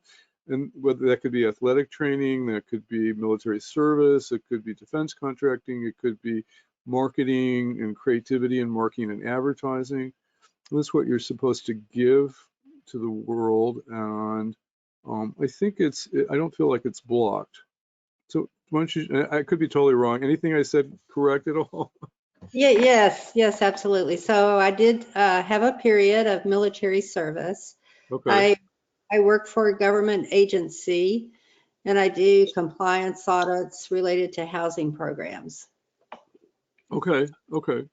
So it's interesting. So you did fulfill the Mars aspect of your second from the Sun, your military service. And you're still giving service probably and helping people with housing. So the question is the second from the Sun blocked in any way? Sometimes Mars is also the karaka for siblings. So if you hadn't worked out your karma with the military service or giving in your government service, you might have difficult relations with siblings, but we'd have to see that elsewhere in the chart. Rahu in the third is probably not helping. Do you have difficult sibling relationships or? No, I'm pretty close with my siblings. Okay, good. Okay, so that's what I was wondering. Got Venus in the 11th, and Jupiter's helping there. It's kind of a mixed situation. That's why I asked. But anyway, the point is that if we don't fulfill our second house destiny of giving, then sometimes the karaka gets blocked. Mars could also be a karka for athletic activity or something, or sports or something too, but or fighting, you know, and it sounds like you've worked, it's not a problem at all with Jupiter, but, you know, helping Mars. Okay, thank you. We'll do the last one in a minute. 12 from the Sun, the Vashi Loga. This one's kind of fascinating. And this one is not logical, because usually we think of the 12th house in the Rashi chart as expenditures and losses, but it's also service. But in this case, when it's 12 from the Sun, it represents past life blessings that come back to you. So it's not logical, and you're gonna have to remember it. It's the one that isn't logical. The second, which is what you have to give, which is the opposite, which is more like the 12th house in from the Rashi chart, which is about service, and the 12th house is what you gain from your past life giving. Okay, so this is the blessing of what Lord Shiva gives you. You will get the karka of the planet here in the house significations, whether you like it or not.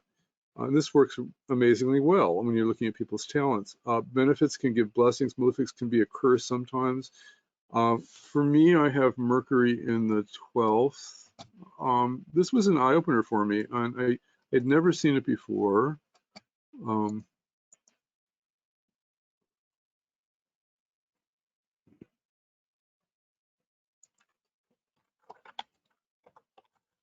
I use myself because it's easy to find my examples. I don't mean to be so obsessed. Okay, so 12th from my Sun is Mercury. And basically it's got a strong Parashara aspect from Jupiter, and it's got a Gemini aspect from Saturn. I have all kinds of problems with Mercury, but what's interesting is that the Karaka Mercury, which is about teaching and learning, I've been very gifted with, I was always a great student. I had 16 years of college, and all the learning karma came to me. 4th house, where Mercury is located, is homes. And I've always been blessed with wonderful homes and had really good luck with real estate, and people are always amazed that I find these amazing homes. And that's showing up from the 12th house from the Sun being the 4th house from the Lagna, and also the Karaka Mercury just being blessed for teaching and writing books and dealing with the knowledge, and getting the aspect from Jupiter and Ketu for spiritual knowledge. So it's kind of fascinating. The Saturn aspect, Lord of the 12th, it's Lord of the 4th and the 12th, has led to all kinds of horrific expenditures around houses and loss of house at some point too. But but I've been blessed with getting wonderful homes at the same time. So you see how there's kind of multiple things going on here. From the Aruda Lagna, my Aruda Lagna is actually the Sun, is actually Pisces.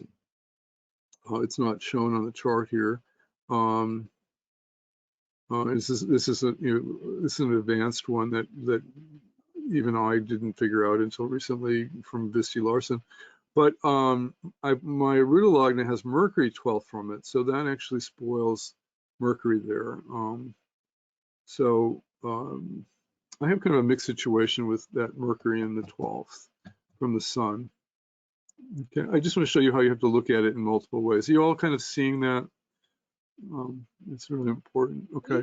Go back and explain your Aruda Lagna again. You said there's a Pisces Aruda Lagna. Okay, so Mars is the chart lord. 6 from Mars is Virgo. There are no planets in Virgo, so you have to go opposite of Virgo, and you get Pisces is the Aruda Lagna. Interesting. Yeah, we have to have a whole course on all this stuff, because the Aruda Lagna is so important. We did 8 weeks on it. You need 16 weeks on it, but yeah, it's kind of interesting. It does make sense. So my sun sign is. Why isn't K2? Why aren't you going from K2? Well, again, this blew me away too. Ketu is debilitated in Gemini. Mars is Mula Trikuna. So Bisti said, my Mars is a primary ruler for the chart. It's one of the, he was teaching that, it blew me away because, you know, you learned all these standard rules and then you learned all the exceptions, and because Ketu is debilitated in Gemini and Mars is Mula Trikuna, Mars becomes the ruler of the chart, and the Aruda Lagna then becomes Virgo, and then the Aruda Lagna becomes Virgo, and then there are no planets in it, so it becomes the Sun. So anyway. Okay, thanks. Anyway, very advanced. So if you're not following me, it's okay, Renee. It's just because we're doing advanced stuff there. That I just wanted to know on the chart where it says AL, what does the AL stand for? that's okay. AL means Aruda Lagna, and Aruda Lagna is how we appear to the world. So when you have, and your Aruda Lagna is tricky because you have Saturn and Ketu in the Aruda Lagna. So sometimes you could be a little bit invisible to people sometimes. Is that the case for you sometimes? We have to make Yes. sure. Yes, I call it flying under the radar. Yeah. So, the planets, if you have like Jupiter conjunct the Aruda Lagna, everybody loves you because my wife, you know, everybody loves Jupiter, and everybody, you know, you have Venus conjunct the Aruda Lagna, everybody loves you. You have Mars conjunct the Aruda Lagna, everybody's afraid to fight with you, and they're afraid of you, you know. You've got Saturn in its own sign in the Aruda Lagna. You know, they think you're a successful business person, but with Ketu there, it's like, yeah, they don't see you. You know, maybe you don't get promoted at work because of your Aruda Lagna. I don't know. Hopefully not. Does that make sense? Yes, thank you. Okay. Okay.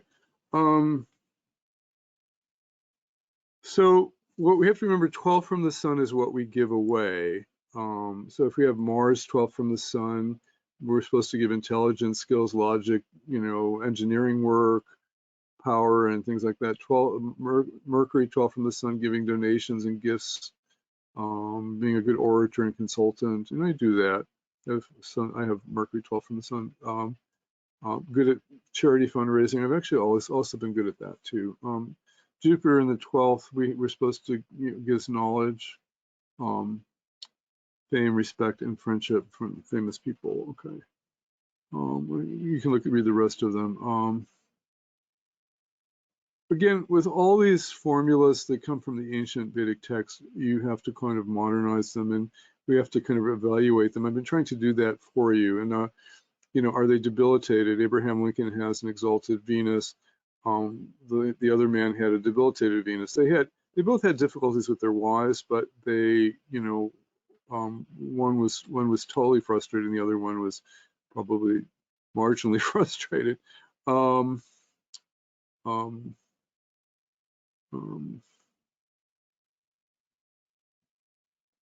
Now, if you have no planet second or 12 from the Sun, the houses may still be taxed. So these kind of advanced rules. The second house requires you to give, but you may not be aware of something that what will be taken from you. And the 12th house is what will be given to you. Excuse me.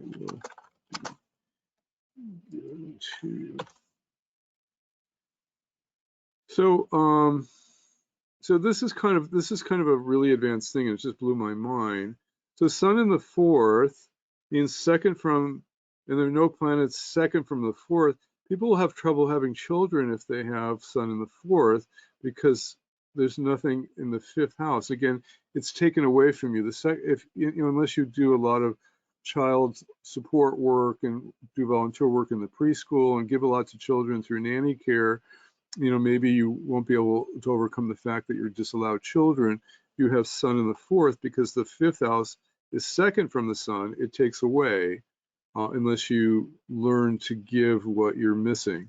Sun in the 6th is the same problem because it's second from the 6th is the 7th house. Marriage may not be strong. Now that's not something that And I know a lot of people with sun in the 6th, and their marriages don't work because they have that, you know, they haven't learned these principles. So this is very kind of hidden and conscious knowledge. It's very powerful. So here's a case study.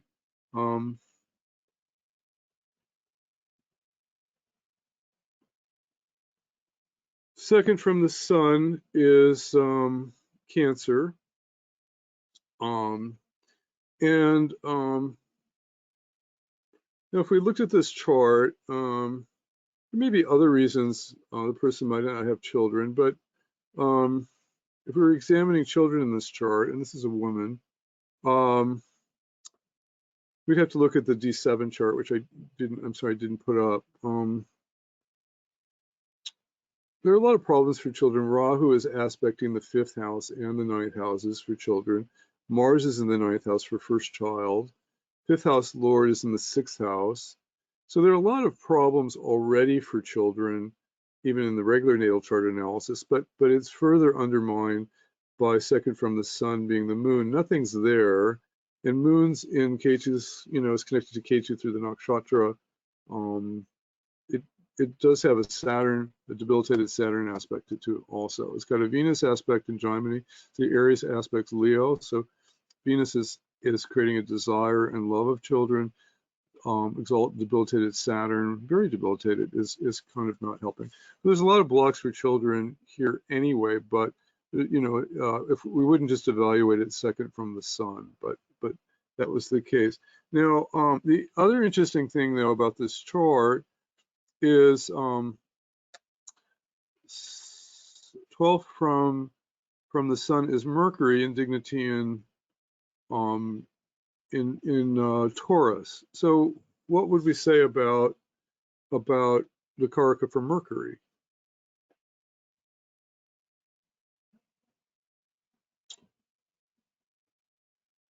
Mercury in the 3rd, usually in Taurus, we would just, even from the Lagna, we would say probably good at writing and probably good at creative writing. Probably, again, Mercury, she was a great speaker and a great writer with this Mercury 12th from the sun. Again, that's what you automatically gain. So it's a benefit from a past life, and it's kind of hidden there, and you wouldn't normally look for it. And Mercury owns the 7th and the 10th. Now, funnily enough, not funnily enough, she met her spouse and got married in her Mercury period. And we've got Jupiter in Virgo, 7th house. We've got Mercury 9 houses away, and we've got gains of the 7th house Lord, which is in the 12th from the sun, supporting it. So did you see what was going on there? Okay.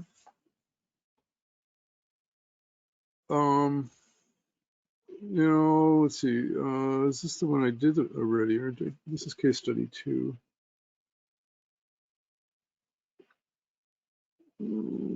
Okay. Okay. So this is another woman. I'm sorry. This is a man. This is a woman. I'm sorry.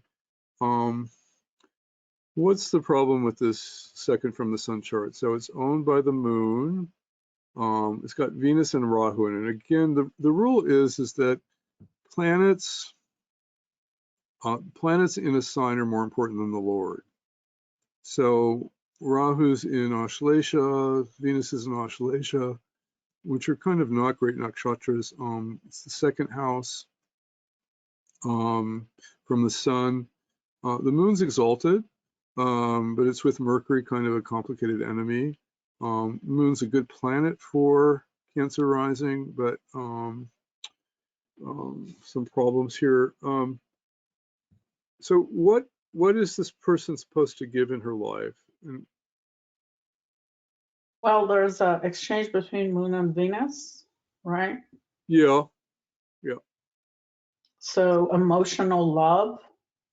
Right. So she's supposed to be give emotional love and devotion to work out her karma, and she wasn't able to do that with the Rahu energy. Again, we don't like malefics second from the sun because they're going to be blocking, and so she was denied children also because she was unable to give emotional devotion. And again, the remedy, if you saw this in somebody's chart, is tell them to do daycare service, volunteer, give money to children's charities, do charity work for, volunteer to work with children. So there are easy remedies for this, but I'm just saying, kind of a hidden thing you need to look for.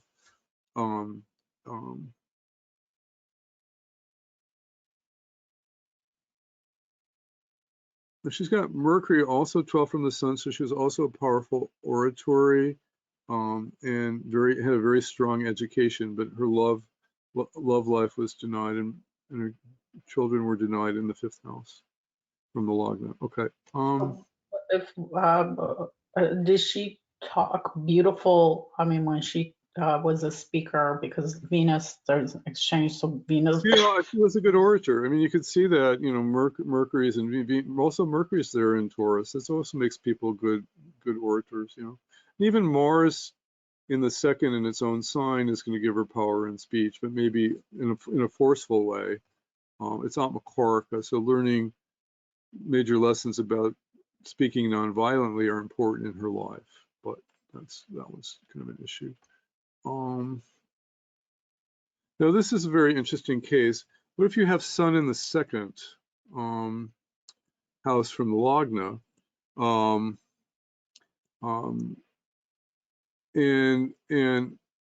the Lagna then is 12 from the Sun, so it gives you fame and accolades. So this is kind of funny. Here's Barbara Streisand, exalted Sun in the 2nd house from the Lagna, and 12 from the Sun is the ascendant, right? So people with Sun in the 2nd get fame and accolades, and that Lagna is not too afflicted, except it's got a Mars aspect in Gemini, because Mars. Well, we know Barbara Streisand is kind of brash in that way, but with that Mars aspect on her chart. But she, I mean, who doesn't love or know Barbara Streisand? I mean, exalted Sun, 12 from the exalted Sun is what she gains. She gets fame and accolades because the Sun's exalted. Isn't that fascinating? What she's supposed to give is connected to Saturn and Jupiter in Taurus, and I don't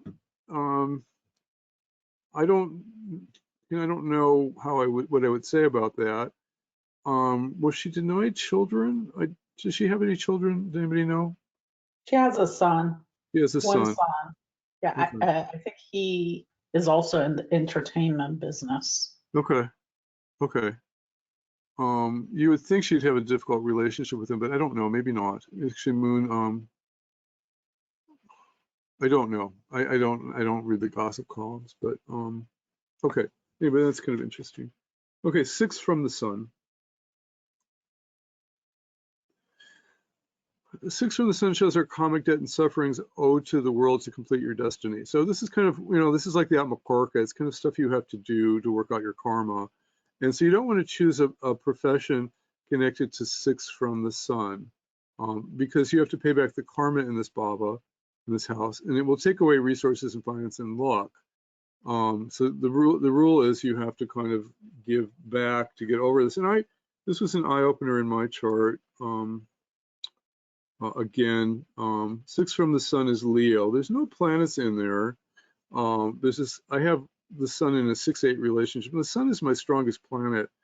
At the same time, Sun is kind of managed, is kind of, Sun is like a leader or a manager. And I'm actually a terrible manager at work. It's kind of a big block. I've taken courses in management, and I still don't really ever get it. I shouldn't have a job as a manager because I have my own business. I have to manage my employees, and it creates a lot of stress and suffering. But you can see I've got a Gemini aspect from an exalted Saturn, the Atmakaraka of workers and employees aspecting that house also. So, and Mars is also aspecting in Gemini again. Aries is aspecting Leo. So you can see this incredible frustration from being a manager and leading. And I'm not supposed to do it. I really actually have to hire other people to do it.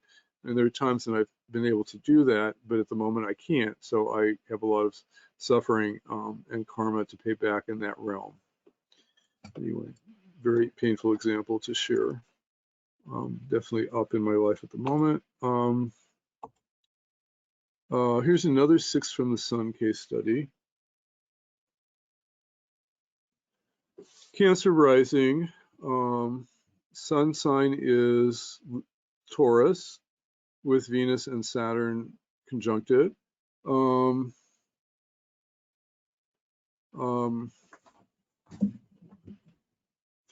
know, this one's kind of interesting. What would you say about that moon?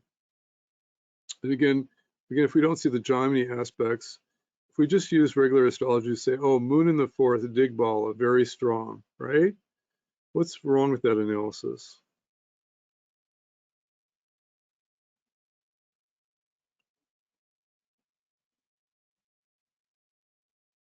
Well, the moon has Saturn has a Gemini aspect to the moon. Right, and well, and also it's the Sun and Venus also aspect, and Mars has a Gemini aspect also. So it's got 3 malefics aspecting it. But even if we didn't include our 6 from the Sun analysis, now her Sun sign 6 from the Sun is the Moon, right? And which is the Lord of the chart. So when we put this all together, and I'm not even bringing the real Lagna in yet, but we may need to. Is the moon in the Rahu Nakshatra? Yeah, it's in Swati. It's in Swati. So I yeah, think it's that's also problematic. So basically, this woman had great losses in her birthplace and loss of home and loss of property due to war at a very young age. So she, Cancer rising wants home more than anything. Moon in the 4th, her heart is her home. She wants home more than anything. And it was denied. It was lost because of wars in Kosovo and in the that whole Yugoslavian mess where she lost her home. And you can just see all these horrible aspects to her chart lord and how it emotionally tears her up. But even 6 from the moon is taking away her home and her homeland and her sense from home.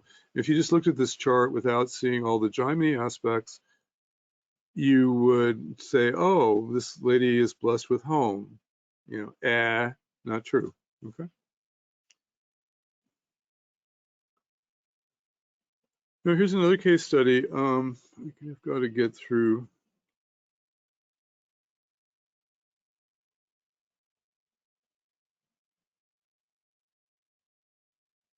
Okay, we just did that one. Here's another one.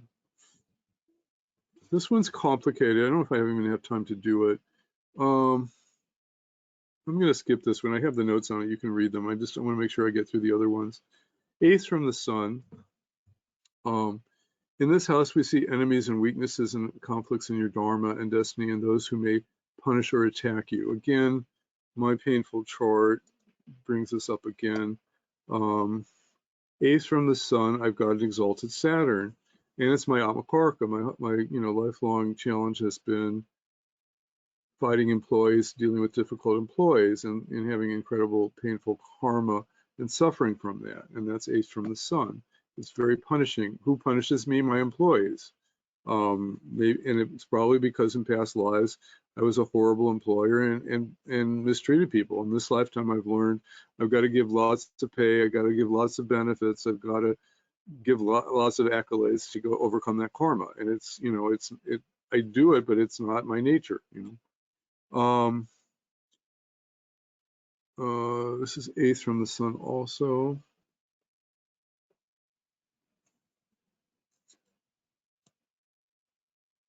Okay, here's another 8th from the sun example. Sun is in Cancer. 8th from the sun is the moon, which is also 12th from the Lagna. So what would you say about, again, we're also dealing with mother, obviously problems with mother, problems with children, because moon is the karaka for, also the karaka for children or childhood education. and students. So this woman was a teacher, Jupiter in Pisces. You know, it's a classic teacher. Can't really do anything else, but horrible problems with her students and her, and educating them, because 6 from the sun is the moon, which is also 12 from the Lagna. The Aruda Lagna, is it helping at all? The Aruda Lagna is correct. Aruda Lagna has Ketu there, not seen. Aruda Lagna Lords in the 4th. Again, would give her destiny to be teaching, but again denied. You know, she has problems with her profession and teaching children. Okay, so I think we're going to be able to finish. So the next, this is an easy one. Now that we should put this one at the beginning, really. Trines from the sun, the 5th and the 9th house. We usually know trines are good, and they're connected to prana and life force. So the trines from the sun are those who support you and respect and follow your dharma. The house will support your destiny and resources. Planets placed here are a source of good fortune and knowledge. Planets here will always support your dharma and resources. The houses, the signs here will show sources of good fortune and knowledge. So if those that support your destiny, I mean, it's there, like, again, we always remember 5th house and 9th house aspects are like Jupiter and good aspects. This one's easy to remember. 7th from the sun. Let's see if I have a good example. I don't know if I do. 9th from the sun will show those who teach and guide and protect your dharma. Will show your experience of the world and God. Will show your role in the world. So it's dharma. Again, 9th from the sun is another way of looking at dharma, what your role in the world will be. If 9th from the sun is Jupiter, you're supposed to teach and protect others. Now, it's very interesting if we look at Abraham Lincoln's chart. He's got Mars and Rahu 9th from the sun. Now, looking at his chart again, we've got Mercury Digbala, the Atmakaraka, so being a great orator, which is he learned how to do. Having incredible intelligence to lead the country and to maneuver the civil war. He's got Buddha Aditya Yoga. Sun and Mercury are far enough apart. Mercury is not combust, so he's got this brilliance to be a great president. But he's got Rahu and Mars in the 9th. Now, normally we would, that probably did contribute to his assassination in his Mars period or Rahu period. I think we looked at that in one of the classes, but there's actually some very positive things about that Mars Rahu conjunction. For those of you who know Vedic astrology, well, why is that Mars Rahu conjunction actually quite good and quite supporting his mission?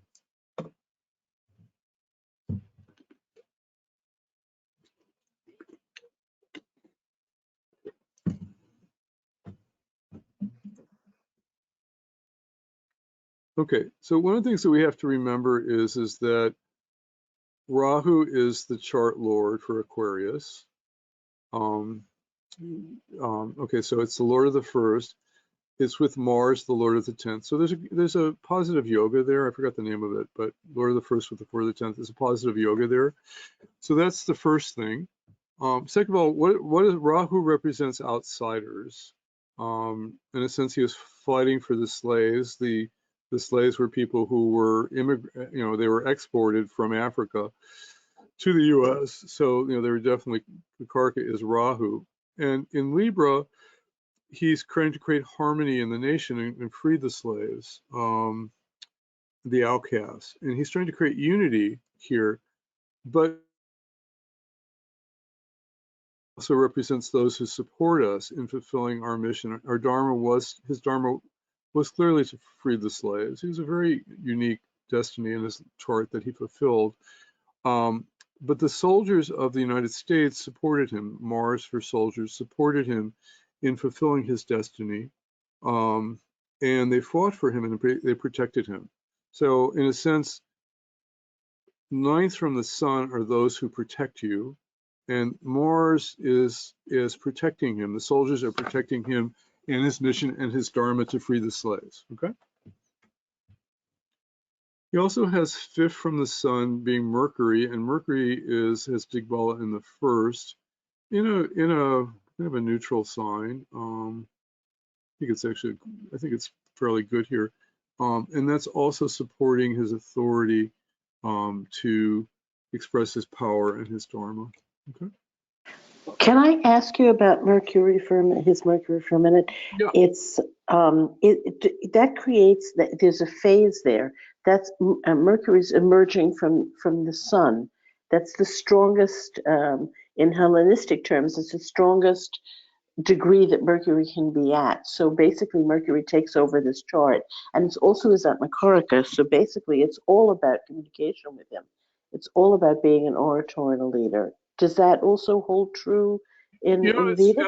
It's absolutely true. Yeah, absolutely true. I mean, to me, I don't know how that Mercury. We always want to see if the Atmakarika has dignity. I think it does have dignity. It's also in the nakshatra of the chart lord, but Lord, it's Rahu in the 9th, so it's channeling some grace of God there too. But I'm sure there were challenges early in his life with the Mercury Atmakarika. I'm sure he wasn't always a great speaker, but he got through it. Right. Okay. Thank you. But I think his Atmakarika. It's kind of interesting. Let's look at a few more, and then I still have to do Christina. Who's in Singapore and who'll be watching the tape.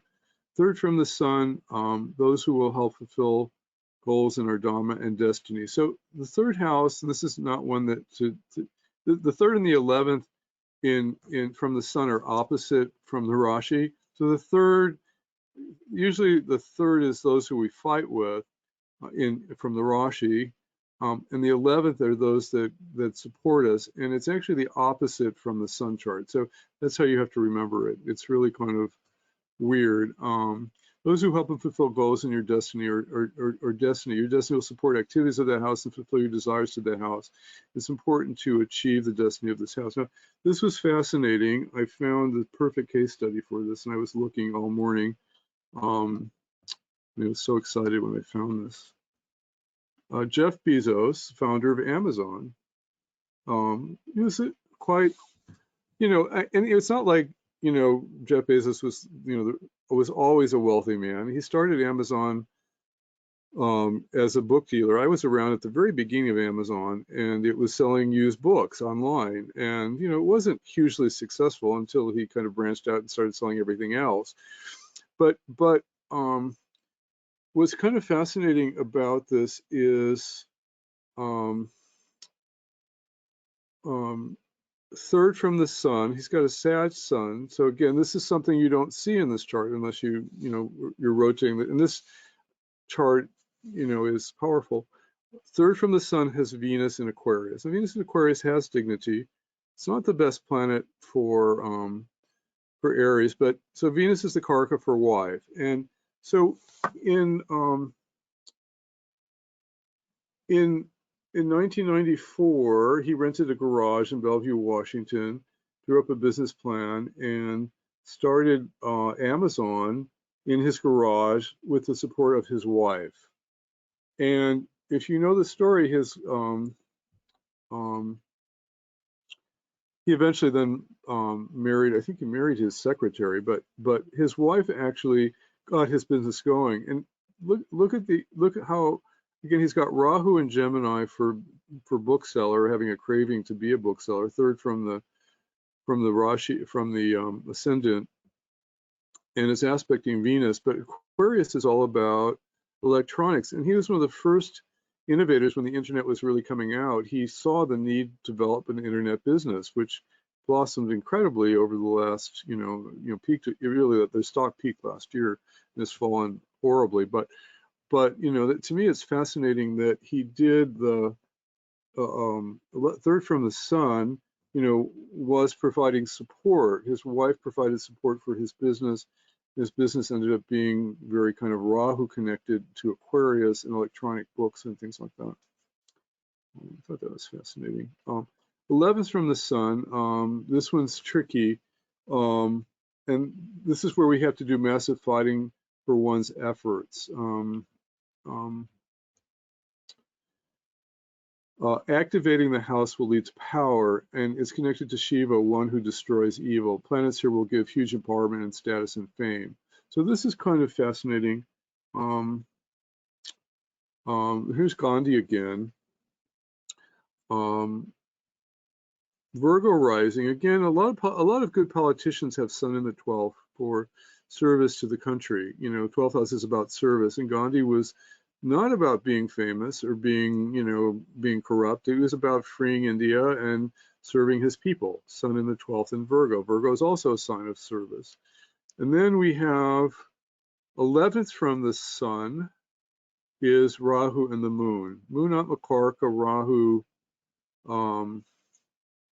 Rahu. How is this chart like Lincoln, in a sense? What was Gandhi doing for India?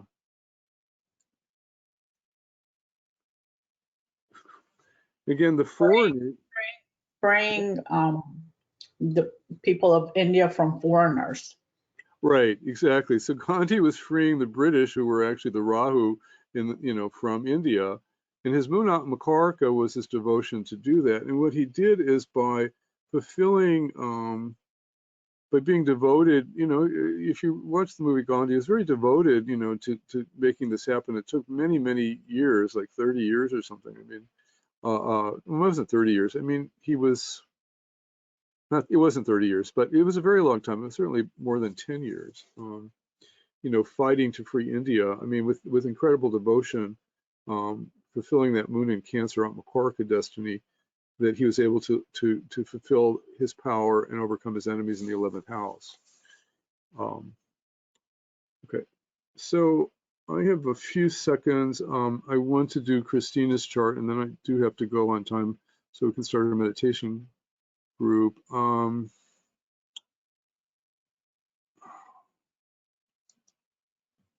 So read for homework, go over the cookbook again. Now that you have the points, the cookbook summarizes the points. Go through your charts and look at all the planets from your sun and see how they manifest, okay? If you want to send me the results, you can. If you do the homework, it integrates the class.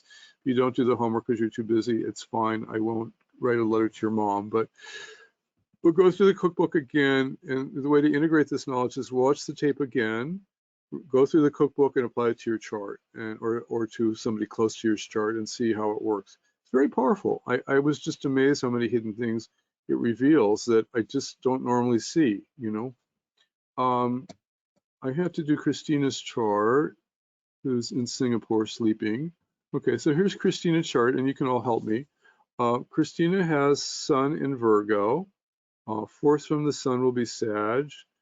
10th from the Sun is Gemini. 2nd from the Sun is Venus and Mercury in Dignity. 12th from the Sun is Moon in Leo. So based on what we've just learned in the class, what would you say about Christina's sun chart? 3rd from the Sun is Jupiter. 11th from the Sun is K2.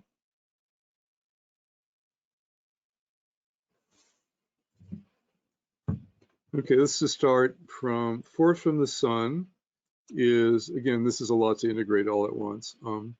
4th from the Sun is Sagittarius. Jupiter is 12 houses away. Again, I don't know anything about Christina, and she's not online to tell me. What would you say about 4th from the Sun?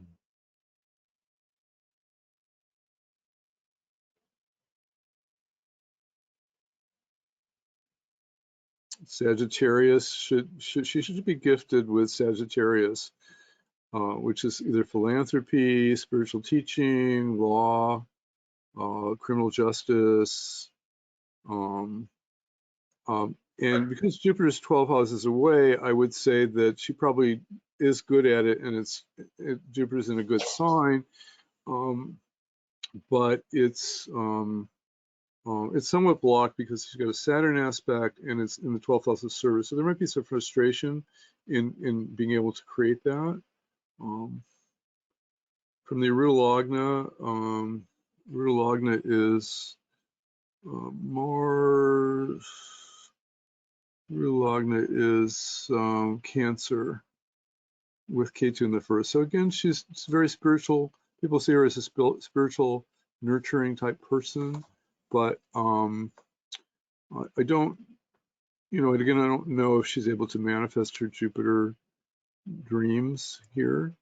10th from the moon, 10th from the sun, rather, what she's supposed to do for society, what she might actually do for real work would be Mercury. Mercury is 5 houses away in conjunction with Venus. It's a good position. So I think she would be a gifted writer or computer analyst or computer programmer or something. We don't know. We're guessing. Any other thoughts?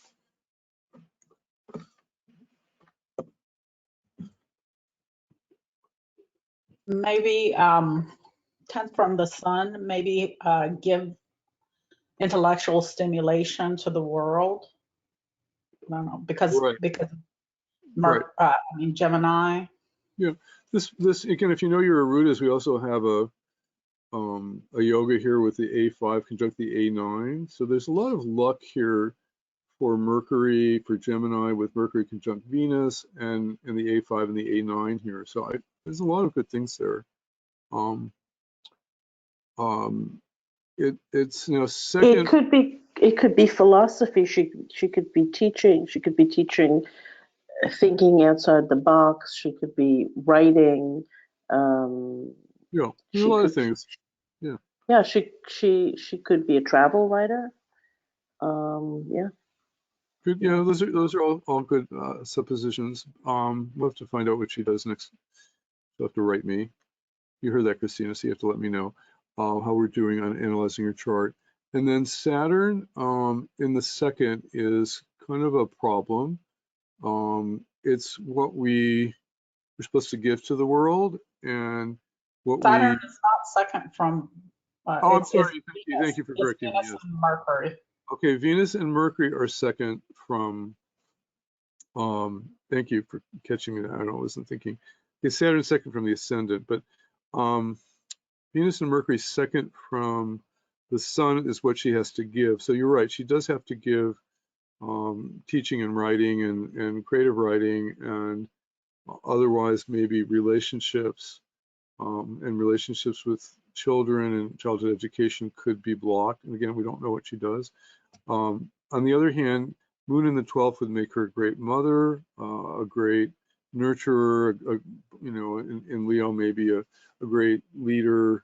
Moon in Leo might just have a good nurturing leader. Again, we don't, again, Aries can be entrepreneurs. We don't know what she does. She's got an exalted Mars too, conjunct Rahu. She'd be a very successful businessman, and she's probably very good at nurturing her employees, I'm guessing.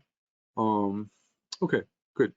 So I'm running out of time. So you know your homework. Did you all enjoy what we did today? Isn't it amazing? Suddenly you see all these new relationships. Yes. Yes. Thank you, Barry. It was wonderful. So it was amazing.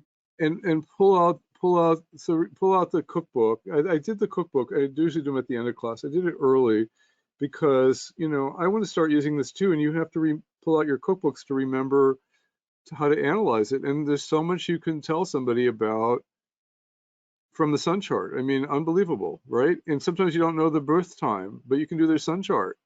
Duh. Barry, I had a really quick question.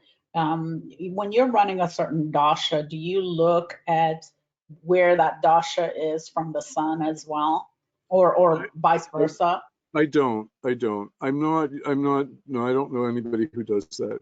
There's like a zillion things you can do, but otherwise you get, you can't. You get too much information. You can't do anything. And the reason I'm asking is because, career and what you like to do is pretty fluid, right? It changes by dashas. That's why I was thinking that. Well, yeah, we do have to look at the dasha. We always have to run. I start everything looking at the dasha lord. What does the chart look like from the dasha lord? What configurations are there? What is working and what's not working? I mean, you've got Sun 10th from the dasha lord in Leo. they're having a great career, you know, assuming there's other things that are supportive there, you know, during the time, you know. So, yeah, and we did see we can use this 10th from the sun technique in the D10 chart also. So, good. So those of you who are coming to meditation, you've got the Zoom link. You don't have the Zoom link.